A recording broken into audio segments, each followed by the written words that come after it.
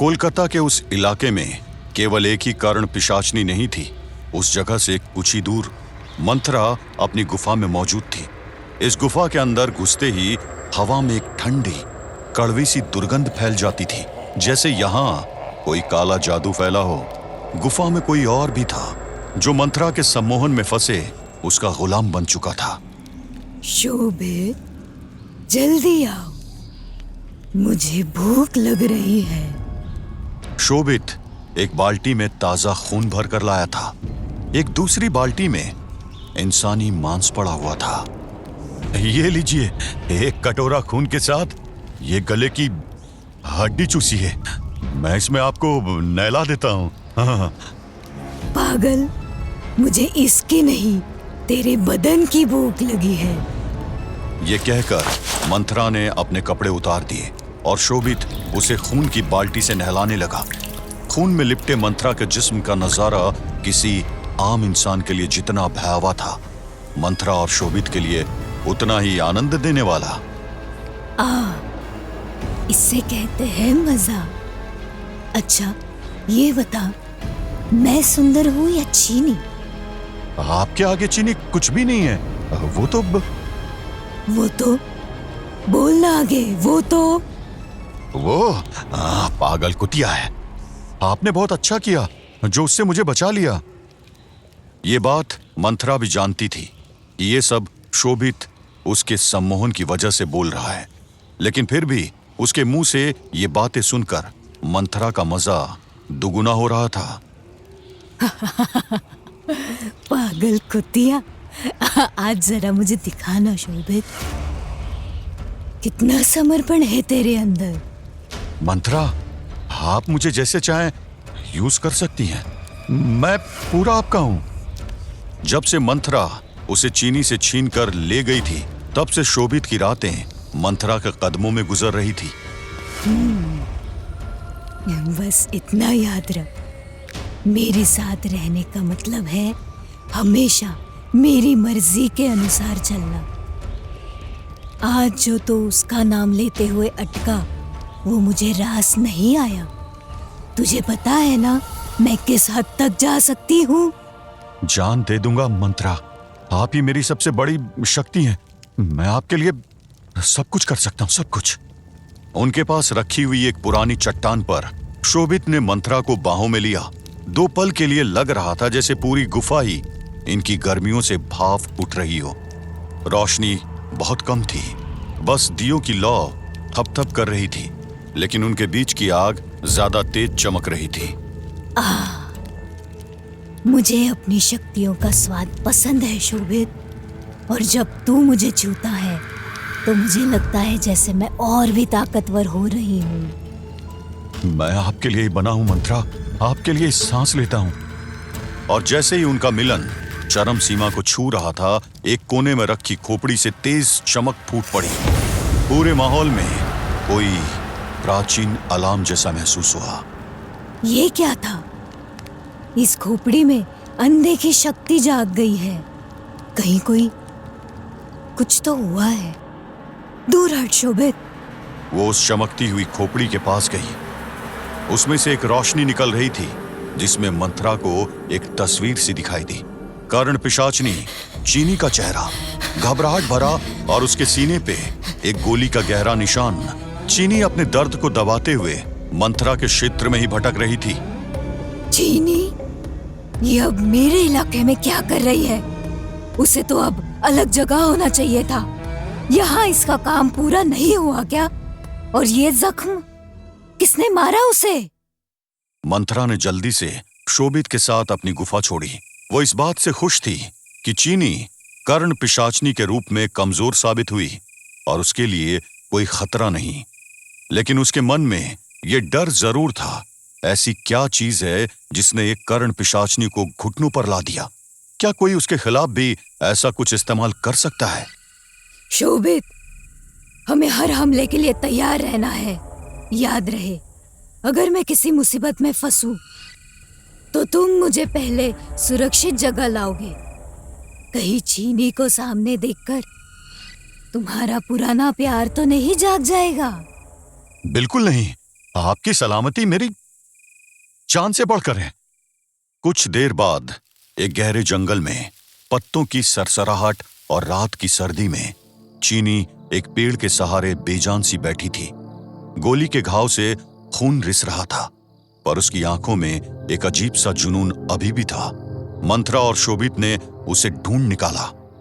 चीनी, तुझे इतने दर्द में देखकर मुझे कोई खुशी नहीं हो रही, लेकिन मुझे ये जरूर जानना है कि तू यहाँ आई ही क्यों? क्या तेरी शक्ति बढ़ाने का काम पूरा नहीं हुआ था? मंत्रा, तू क्यों परेशान हो रही है? इस जंगल पर तेरा नाम लिखा है क्या? तेरा काम मैं जानती हूँ चीनी, लेकिन जब तू मेरे इलाके में घुसती है तो समझ ले, मैं पीछे नहीं रह सकती। अपने जख्मों पर रो मत, मैं हाथ रख दूंगी तो मरहम मिल जाएगा। लेकिन तुझे मुझे बताना पड़ेगा कि ये सब हुआ कैसे। ये सब साहिला का किया धरा है। साहिला? वो तो तेरी मददगार थी ना, तेरी ही पैरवी करती रहती थी वो। उसकी वजह से ही तो तू दोबारा अपना कर्ण पिशाचनी का रूप पा सकी थी। फिर क्या हो गया? उस अगर उनको कोई और शक्ति मिल गई क्या? नहीं, उसका पति मिल गया। वो कमीना मोहित, जिसकी वजह से मेरा यह हाल हुआ, अपने पति को बचाने के लिए वो मेरे रास्ते में आ गई। ओ, बेचारी चीनी। खैर जाने दो, तुम मुझे यहाँ मारने आई हो या बचाने? मैं तो बस देखना चाहती थी तुम इतनी कमजोर कैसे पड़ गई। मुझे तुम्हारे जीने मरने से फर्क नहीं पड़ता, पर एक कर्ण पिशाचनी को ऐसे तड़पते देखकर मजा भी आ रहा है। और एक सवाल भी है, जिसने तुम्हें ये नुकसान पहुंचाया वो मेरे लिए कितना खतरनाक हो सकता है? मंत्रा, आप इसे हमारे साथ ले आना चाहती हैं? हो सकता है, या शायद यहीं छोड़ दूं। देखते हैं। अरे, ये क्या हुआ? जस्ट अभी तो तानी मुझे उस अनजान आदमी के साथ चलती हुई दिख रही थी। इतनी जल्दी दोनों मेरी नजरों से कहां ओझल हो गए? कृष्ण ने उस तरफ भाग कर देखा तो ना उसे तानी दिखी और ना ही वो जगह जहां अर्जुन उस बूढ़ी औरत को लेकर घुसा था। शिट! ये कैसा मायाजाल है? अब मैं तानी को कहां ढूंढूंगा? और हम जिस दादी को बचाने आए थे, उनको क्या जमीन निकल गई? कृष्ण ने बहुत आवाज लगाई पर कोई जवाब नहीं आया। कृष्ण को एक अजीब सा खौफ महसूस हुआ, जैसे सब कुछ अंधेरे में डूब गया हो। तभी किसी ने पीछे से आवाज दी, अरे श्याम बाबू, आप यहाँ? मेरे तो भाग खुल गए जो आप मेरे घर के इतने करीब घूम रहे हैं। आपको कोई गलतफहमी हुई है। मेरा नाम श्याम नहीं है। क्यों मजाक करते हो साहब? आपने ही तो मुझे रोजी रोटी दी है इतने साल। बाद में पैसे जोड़कर मैं गांव से अलग व्यापार करने लगा, लेकिन आपके बहुत एहसान है मुझ पर। हाँ, मैं आपको नहीं पहचानूंगा तो लानत है मुझ पर। ये कैसे कपड़े पहने आपने, और आप इतने परेशान क्यों लग रहे हैं?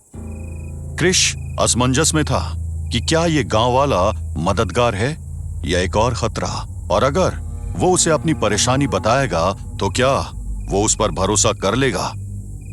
सुखिया, मैं एक मुसीबत में फंस गया हूं। मुझे तुम्हारी मदद चाहिए। आदेश करिए श्याम बाबू, आपके लिए मेरी जान हाजिर है। कृष्ण ने उस बुढ़िया और तानी की कहानी सुनाई। उसने अपनी कहानी में से भविष्य में से आने की बातें जानबूझकर हटा दी थी। सुखिया उसकी बात सुनकर सकते में आ गया। इधर तानी को अब तक अंदाजा नहीं था कि उस अनजान शख्स की मुस्कुराहट के पीछे कितनी बड़ी चाल छुपी थी। जंगल के घने अंधेरे और पत्थरों के बीच से निकलकर तानी धीरे धीरे उस छोटी सी गुफा के अंदर पहुंची ही थी कि उस आदमी ने उसे जोर से धक्का दिया। एक पल को सब कुछ तेजी से घूमा और फिर ये क्या कर रहे हो? ये तुम मुझे कहाँ ले आए हो? दरवाजा खोल दो। तानी के पीछे गुफा का दरवाजा पत्थरों की कठोर आवाज के साथ बंद हो गया। कुछ ही देर में तानी की आंखें गुफा की बहुत कम रोशनी में देखने की आदी हो रही थी। तानी ने झट से उठने की कोशिश की और जैसे ही खड़ी हुई दीवारों पर बनी अजीब तस्वीरों ने उसका ध्यान खींच लिया।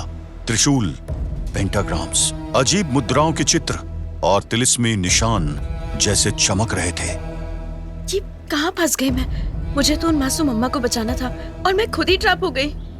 तभी बाहर से आवाज आई जो गुफा के अंदर गूंज उठी। तानी, अगर यहाँ से निकलना चाहती हो ना तो तुम्हें 6 पहेलियों से पार पाना होगा। और हाँ, ये कोई नॉर्मल पहेलियों का जाल नहीं, ये एक तांत्रिक गुफा है और तुमने कोई गलत कदम उठाया तो यहीं हमेशा के लिए अटक जाओगी। तुम ये सब क्यों कर रहे हो? ऐसा करके तुम्हें क्या हासिल हो जाएगा?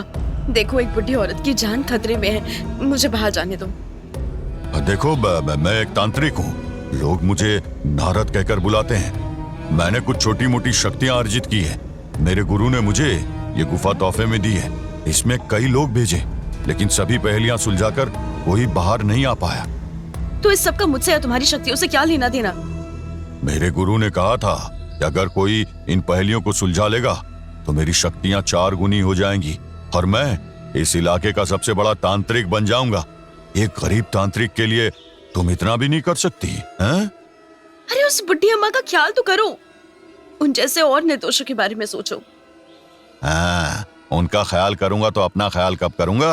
हैं? भगवान उनकी रक्षा करे।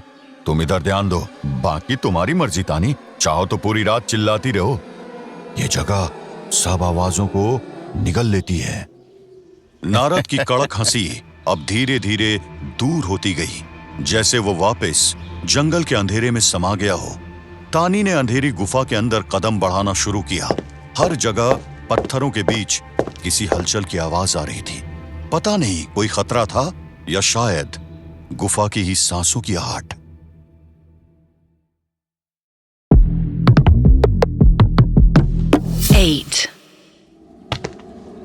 तानी दीवारों पर हाथ फिराते हुए धीरे धीरे आगे बढ़ रही थी। गुफा के रास्ते से हल्की हवा आ रही थी जिसमें कोई अजीब सी बू थी। तभी उसे एक मोड़ पर एक जलती हुई मशाल दिखी। ओह, रोशनी का इंतजाम हो गया। क्योंकि ये तंत्र गुफा है तो मुझे लगा कि ये मशाल भी आम मशालों जैसी नहीं होगी और आगे तक मेरा साथ दे पाएगी। दीवारों पर कई आकृतियां उभरी हुई थी। जैसे ही तानी आगे बढ़ी, एक अंधेरा मोड़ आया। उस मोड़ से पीछे से संगीत की आवाज, जैसे दूर से कोई गा रहा हो। तानी के कानों में वो आवाज धीरे धीरे बंधने लगी। तानी का दिल धड़क उठा, पर वो हिम्मत करके मोड़ के उस तरफ देखने लगी। अचानक उसे एक कमजोर रोशनी में कुछ पत्थरों पर लिखा दिखाई दिया। शायद ये वो पहली पहेली का निशान हो। देखने में तो एक छोटा सा स्लैब जैसा लग रहा है। वो रोशनी के करीब गई और स्लैब पर झुकते ही उसे नजर आया दरवाजा खुलने का रास्ता। उसका विश्वास जो सस्ता। विश्वास हो सस्ता? ये संदेश मुझसे क्या कह रहा है? तभी उस स्लैब के बगल में 4 वर्ड्स दिखाई दिए। भक्ति, भरोसा, लालच, क्रोध। और उनके नीचे पत्थर पे घिसा हुआ लिखा था, शक्ति उसी के गले जो चुने एक ही काम से। जो सही चुनेगा रास्ता, उसी को मिलेगा दरवाजा। भक्ति, भरोसा, लालच और क्रोध। शायद मुझे इनमें से सही जवाब चुनना पड़ेगा। तानी के मन में अंदेशा था कि क्या पहेलियों के जवाब ढूंढना इतना आसान होगा। फिर उसे याद आया नारद के शब्द, पहेलियां सुलझाओ वरना हमेशा के लिए यहीं अटक जाओगी। तानी ने पहले भक्ति पर हाथ रखने का सोचा, लेकिन उसके अंदर की आवाज उसे रोक रही थी। विश्वास जो सस्ता, हो सकता है भरोसा ही सही हो। भक्ति ईश्वर की आस्था है, पर भरोसा वो तो किसी पर भी हो सकता है, जैसे अम्मा ने मुझ पर किया। शायद ये गुफा यही चाहती हूँ। तभी जमीन से धड़ धड़ की आहट आई, जैसे कोई यंत्र तैयार हो रहा हो। तानी के पैर पीछे हट गए। हे काली माँ, ये क्या हो रहा है? डर के मारे तानी ने पहले घबराहट में भक्ति के शब्द पर उंगली घुमाई, लेकिन हाथ ठीक से रखने से पहले ही स्लैब के एक हिस्से पर पैर फिसला और उसके पैर के नीचे का पत्थर धंसा। अचानक दीवार के ऊपर से पत्थरों के बीच एक तीखी कांटेदार कड़ियां निकल आईं और एक तरफ से तानी को घायल कर गई। वो गिरते गिरते बच गई, पर उसके दाहिने बाजू पर एक गहरी चोट पड़ गई। खून की बूंदें उसकी बाजू से टपकने लगी। ये क्या था? इतनी गहरी चोट, मैं संभाल नहीं पा रही। लगता है ये इस तरह का दर्द देकर मेरा ध्यान भटकाकर मुझसे गलत विकल्प चुनवाना चाहता है। वो इस कंपन और कमजोरी से गिरने ही वाली थी कि उसने दीवार के सहारे खुद को रोका। आंखों के सामने सब घूम रहा था। नहीं, मैं गिर नहीं सकती। मैं अम्मा को बचाने आई हूँ। मुझे हिम्मत रखनी होगी। लगता है पहेलियों के साथ आने वाले खतरे मेरे दिमाग को भटकाने के लिए आते रहेंगे। एक हाथ से अपनी घाव को दबाकर उसने दिमाग को शांत करने की कोशिश की। फिर उसकी नजर उन 4 वर्ड्स पर गई। अभी भी उन पर एक मध्यम सी रोशनी ठहरी हुई थी। अगर मैं भक्ति वाला विकल्प चुन लेती तो वो गलत हो सकता था, लेकिन उस पर मैंने हाथ रखा ही नहीं था। शायद ये ट्रैप इस बात का संकेत हो कि मैं किसी भी विकल्प पर श्योर न हो पाऊं और यहाँ जरूरत से ज्यादा समय गवा दूं। पहले मैं इस जख्म पर एक कपड़ा बांधकर खून का बहाव रोक देती हूँ। उसके बाद अपने मन को एकाग्र करके ऑप्शन चुनूंगी। कुछ ही देर में दर्द से बेहाल तानी ने खून से सना अपना हाथ उठाया और धीरे से भरोसा के वर्ड पर रख दिया। एक तेज रोशनी चमकी। इस बार पत्थर की सलक से एक लाली निकलकर तानी के हाथ पर लिपटी, जैसे उसे थोड़ा सुकून दे रही हो। वो लाली तानी के चोट पर गई और एक पल को चोट का दर्द कम हुआ, लेकिन पूरा ठीक नहीं। फिर रोशनी धीरे धीरे फीकी पड़ गई। यानी मैंने सही सोचा था। शायद गुफा ने मुझे एक मौका दिया था। मैं जिंदा हूँ पर पूरी तरह ठीक नहीं।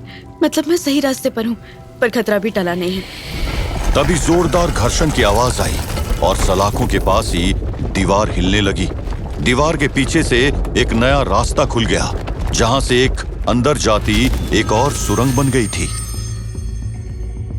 क्या मैं इस रास्ते पर जाऊं? वैसे इसके अलावा मेरे पास चॉइस ही क्या है? ठीक है, जो होगा देखा जाएगा। तानी ने मुश्किल से खड़े होके इस नए रास्ते की तरफ कदम बढ़ाया। तानी कुछ ही आगे बढ़ पाई थी। उसे सामने एक छोटी सी चौकनुमा जगह दिखी, जिसमें चारों तरफ ऊपर नीचे दाएं बाएं पत्थरों से बने हुए मूर्तियों के कई सर नजर आ रहे थे। बीच में फिर से वैसे ही लाल रोशनी चमक रही थी, जो कुछ देर पहले तानी के हाथ से लिपटी थी। कुछ तो गड़बड़ है। ये लाल रोशनी। फिर एक तेज चीख गूंजी।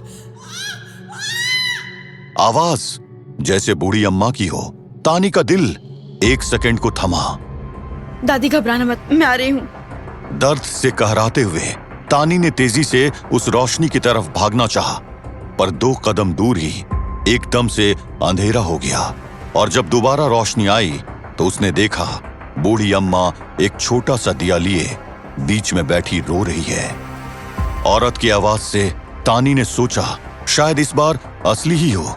वो झुकी, उन्हें उठाने के लिए हाथ बढ़ाया, मगर तानी के हाथ उनके शरीर से गुजर गए। उसे एहसास हुआ ये सब इस माया जाल की रचना है। तानी बेटा, मुझे बचा लो, मैं फंस गई हूँ। नहीं, ये तो कोई धोखा है, इल्यूशन। मुझसे फिर गलती हो रही है। और देखते ही देखते बूढ़ी अम्मा का साया हवा के झोंके जैसा गायब हो गया। दूसरी ओर तानी वापस उसी चौक के बीच में खड़ी थी, अपनी चोट को संभालते हुए। मुझे आगे बढ़ते हुए आगे पहेली का इंतजार करना होगा। कहीं ना कहीं तो मुझे कुछ क्लू मिल ही जाएगा। अचानक गुफा की दीवारों पर कुछ परछाई नाचने लगी। वो साए इतने जीवंत थे कि ऐसा लग रहा था अभी दीवार से निकलकर बाहर आ जाएंगे। इधर पत्थरों की सरसराहट में कोई अनजान सियाहट महसूस हो रही थी। चीनी अपनी गोली के घाव को दबाए हुए पेड़ के पास बैठी थी और मंथरा शोभित उसके सामने खड़े थे, जैसे कोई फैसला करने की तैयारी में हो।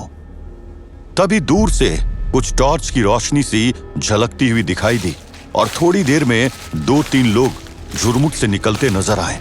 उनके हाथों में बंदूकें और उनके बीच में खड़ा था अर्जुन। अब ये क्या तमाशा है? लगता है कोई गार्ड टाइप लोग हैं, उनके पास हथियार भी हैं। अर्जुन उनके करीब आते ही हाथ उठाकर अपने पीछे खड़े हुए सिक्योरिटी गार्ड्स को इशारा करता है कि होशियार रहना। उनमें से एक गार्ड के हाथों में लंबी सी फ्लैशलाइट थी, जिससे सब लोगों के चेहरे दिखाई दे रहे थे। चीनी, मैं तुम्हें ढूंढ रहा था। तुम इतनी दूर क्यों चली आई हो? अर्जुन, तुम यहाँ कैसे पहुंचे? तुम्हारा ख्याल रखने के लिए तुम्हारी ड्रेस में एक ट्रैकर लगा दिया था। पता था तुम किसी न किसी मुसीबत में जरूर फंस जाओगी। चीनी अब तक जख्मी थी, पर अर्जुन को देखकर उसे थोड़ा सहारा महसूस हुआ। फिर अर्जुन ने हाथ बढ़ा के उसे उठाना चाहा। तुम इसी हालत में फिर जंगल में भटक रही हो? चलो मैं तुम्हें फार्म हाउस ले जाता हूं, वहां इलाज मिल जाएगा, तुम फिर से ठीक हो जाओगी। मुझे बहुत दर्द हो रहा है अर्जुन। ये घाव इंसानी इलाज से शायद ठीक ना हो पाए। कर्ण पिशाचिनी को कोई आम चीज इतना घायल नहीं कर सकती। इसका इलाज भी इंसानी सीमा के पार की शक्तियां ही कर सकती हैं। हम कोशिश करना तो नहीं छोड़ सकते ना चीनी। रही ऐसी शक्तियों की बात, तो मैं तुम्हारे लिए उनका भी इंतजाम कर लूंगा। तुम लोग गाड़ी तैयार करो, हमें जल्दी से इसे निकालना है यहां से।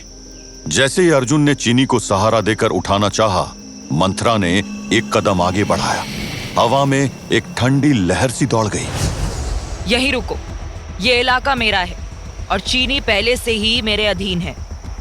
तुम्हें किसने इजाजत दी इसे ले जाने की? अर्जुन ने गुस्से से मंथरा की तरफ देखा। तुम कहां से टपक पड़ी? अगर चीनी तुम्हारी मर्जी से यहां है तो इस हालत में क्यों है? ये जख्मी क्यों है? मंथरा भी एक कर्ण पिशाचिनी है अर्जुन, जिसकी मुलाकात के बारे में मैंने तुम्हें बताया था। और मंथरा, ये अर्जुन है, मेरा प्यार। अर्जुन, मैंने चीनी पर हमला नहीं किया, बल्कि हम इसकी हालात देखकर ही तो यहाँ आए हैं। चीनी तो मेरी खास मेहमान है।